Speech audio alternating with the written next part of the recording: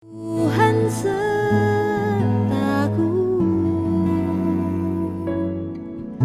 melewati badai, Engkau menjagaku.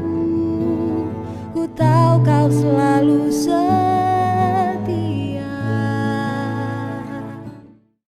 Puji Tuhan, haleluya, salam sejahtera di dalam kasih Tuhan kita Yesus Kristus.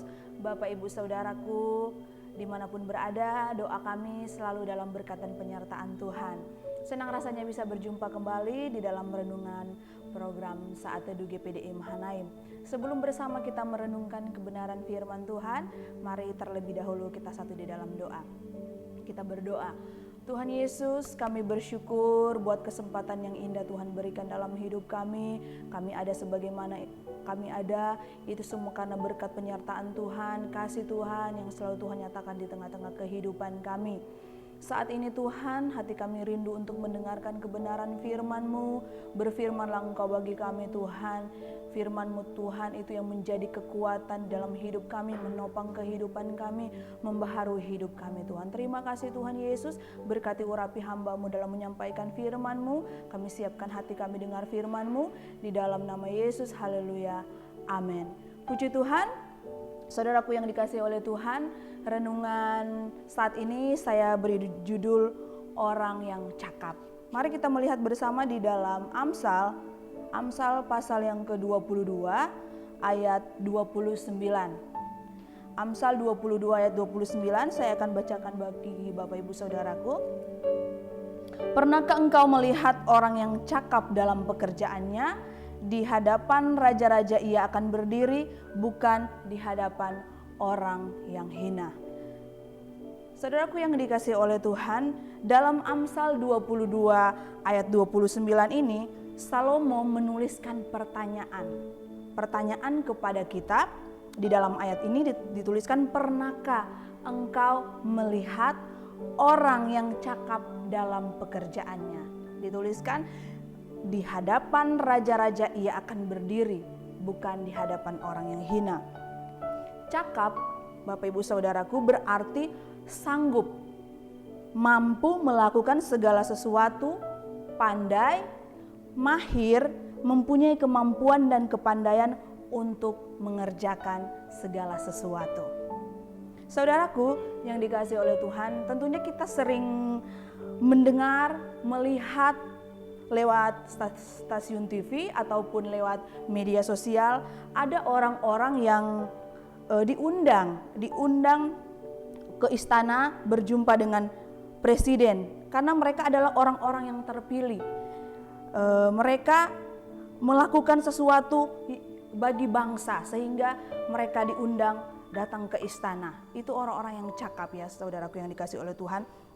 Contohnya seorang artis atau seorang atlet olahraga membawa nama bangsa ke mancanegara. Mereka diundang ke istana presiden untuk bertemu dengan presiden. Saudaraku yang dikasihi oleh Tuhan, masing-masing kita tentunya diberikan talenta oleh Tuhan. Dan setiap kita punya tugas dan tanggung jawab. Baik itu sebagai suami, sebagai istri, sebagai anak, sebagai pimpinan dalam perusahaan, sebagai bos, dan sebagai karyawan. Tentunya kita mau melakukan yang terbaik. Tentunya kita ingin disebut orang-orang yang cakap dalam mengerjakan segala sesuatu. Di sini kita akan bersama belajar dari beberapa tokoh di dalam Alkitab. Mereka bukan sekedar saja cakap dalam keahlian mereka dan dalam menyelesaikan tugas dan tanggung jawab, tetapi kita akan melihat bersama. Yang pertama adalah cakap adalah bagaimana tekun melakukan yang dipercayakan. Cakap yang pertama adalah, yang kita belajar adalah, cakap adalah bagaimana tekun melakukan apa yang dipercayakan. Yusuf, kenapa dia dipercaya oleh Potifar mendapat kasih tuannya? Di dalam Kejadian 39 ayat 4, di sana dituliskan, di dalam Kejadian 39 ayat 4 di sana dituliskan, maka Yusuf mendapat kasih tuannya dan ia boleh melayani dia. Kepada Yusuf diberikannya kuasa atas rumahnya dan segala miliknya diserahkannya pada kekuasaan Yusuf. Kita lihat di sini, Yusuf dipercaya oleh tuannya. Tentunya Yusuf di sini tekun melakukan setiap tugas dan tanggung jawab. Seorang tuan akan mengasihi hambanya ketika yang disuruh oleh tuannya dia lakukan dengan baik. Ketika hamba ini melakukan tugas dengan baik, dengan benar, dengan penuh tanggung jawab, maka Tuhan ini akan mempercayai banyak hal ketika hambanya ini tekun dalam melakukan pekerjaannya. Selanjutnya yang akan kita lihat adalah cakap, yang kedua adalah berani bertindak berdiri di dalam kebenaran. Yang kedua, berani bertindak berdiri di dalam kebenaran. Yusuf, ketika kita tahu kisah dari Yusuf ini, kita sangat mengenal bagaimana cerita dari Yusuf ini. Ketika Yusuf digoda oleh istri Potifar, dia tidak menuruti hawa nafsunya. Dia tidak mengikuti keinginan dagingnya. Yusuf memilih lari. Dia bertindak karena Yusuf tahu itu adalah sesuatu yang tidak benar.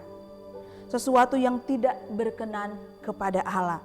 Yusuf berani bertindak berdiri di dalam kebenaran. Yusuf berani berkata tidak kepada dosa. Puji Tuhan, saudaraku yang dikasihi oleh Tuhan, inilah yang dimiliki oleh Yusuf ini, berani bertindak. Dia cakap, dia berani bertindak di dalam kebenaran. Yang selanjutnya, yang ketiga adalah cakap adalah memilih setia di tengah-tengah ketidaksetiaan. Kita tahu kisah dari Sadrak, Mesak, dan Abednego.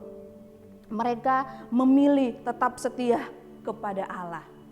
Ketika orang-orang menyembah patung yang didirikan oleh Raja Nebukadnezar, dan mereka tahu resiko yang harus mereka tanggung. Resiko dari orang yang tidak menyembah patung adalah perapian yang menyala-nyala.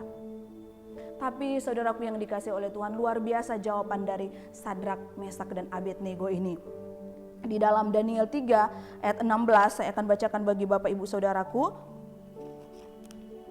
Dikatakan di sana, Daniel 3 ayat 16 sampai ayat yang ke-18, lalu Sadrak, Mesak, dan Abednego menjawab Raja Nebukadnezar, tidak ada gunanya kami memberi jawab kepada Tuanku dalam hal ini. Jika Allah kami yang kami puja sanggup melepaskan kami, maka ia akan melepaskan kami dari perapian yang menyala-nyala itu dan dari dalam tanganmu ya Raja. Tetapi seandainya tidak, hendaklah Tuanku mengetahui ya Raja, bahwa kami tidak akan memuja dewa Tuanku dan tidak akan menyembah patung emas yang Tuanku dirikan itu. Kita melihat Sadrak, Mesak, dan Abednego di sini memilih untuk tetap setia kepada Allah. Menyembah Allah bukan menyembah patung. Saudaraku yang dikasihi oleh Tuhan, ada juga dari kisah dari Daniel ini, kita tahu Daniel juga demikian. Daniel memilih setia, yaitu komitmennya dalam hal hubungannya dengan Tuhan. Berdoa menyembah sehari 3 kali dilakukan oleh Daniel ini. Meskipun dia sudah mendengar surat perintah dari raja, siapa yang dalam 30 hari menyampaikan permohonan kepada salah satu dewa atau manusia, kecuali raja akan dilemparkan ke gua singa. Tetapi saudaraku yang dikasihi oleh Tuhan, meskipun Daniel sudah mendengar hal ini, perintah ini, tetapi dia tetap melakukan apa yang harus dia lakukan. Dia datang berdoa sehari 3 kali, berdoa memuji dan menyembah Tuhan. Kita melihat sungguh luar biasa ya, Daniel, Sadrak, Mesak, dan Abednego ini memilih setia di tengah-tengah orang yang tidak setia. Mereka orang-orang yang cakap, yang pintar, memiliki keahlian. Bukan sekedar itu saja, mereka memilih setia kepada Allah, tetap berkomitmen, tetap setia memuji, menyembah Tuhan yang hidup, yaitu Allah yang hidup. Bapak Ibu Saudaraku yang dikasihi oleh Tuhan, setiap kepercayaan, talenta yang Tuhan berikan di dalam hidup kita, siapapun kita, apapun status kita, apapun pekerjaan kita, dalam usaha dan pekerjaan yang kita lakukan, lakukanlah itu dengan tekun, lakukanlah itu dalam kebenaran dan kesetiaan. Saudaraku yang dikasihi oleh Tuhan, Yusuf berdiri di hadapan Raja Mesir sebagai orang kedua penguasa di Mesir. Sadrak, Mesak, dan Abednego berdiri sebagai orang yang cakap dalam pemerintahan raja-raja. Dan Daniel berdiri di 3 masa pemerintahan raja-raja, baik itu Babel, Media, dan Persia. Teruslah tekun dalam kebenaran dan kesetiaan, Tuhan akan memakai dan menyertai, memberkati kita semua. Tuhan Yesus memberkati kita semua. Renungan saat ini bisa memberkati Bapak Ibu Saudaraku. Mari sama-sama kita berdoa. Terima kasih Tuhan Yesus, kami bersyukur untuk kebenaran firman-Mu di dalam kehidupan kami. Kami percaya Tuhan, Engkau Allah yang memberikan kami kekuatan, yang memampukan kehidupan kami. Apapun yang sudah Tuhan percayakan di dalam kehidupan kami, biar kiranya kami terus berdiri di dalam kebenaran, tetap setia kepadamu Tuhan. Engkau Allah, Roh Kudus yang memimpin dan menuntunkan kehidupan kami Tuhan. Terima kasih Tuhan Yesus, memberkati sidang jemaat-Mu dimanapun mereka berada.